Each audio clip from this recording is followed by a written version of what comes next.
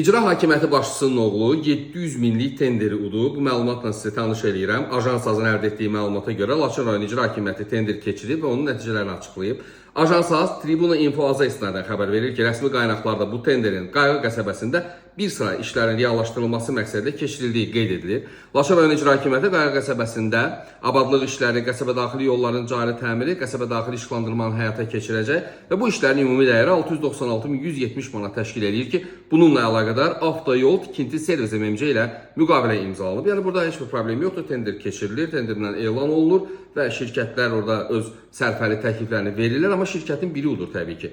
Bəs bu şirkət hansı şirkətdir? Bax, maraqlı məqam ondan ibarətdir. Və bizim həmkarlardan Tribuna Info AZ-ın əldə etdiyi məlumata görə Avtoyol Tikinti Servis MMC-nin qanuni təmsilçisi Ramin Məmmədov Qobustan rayon İcra Hakimiyyətinin başçısı Adil Məmmədovun oğludur və həmin məlumata görə Ramin Məmmədov məhz atasının nüfuzu və vəzifəsindən istifadə edərək əksər iri tenderlərin qalibi ola bilir.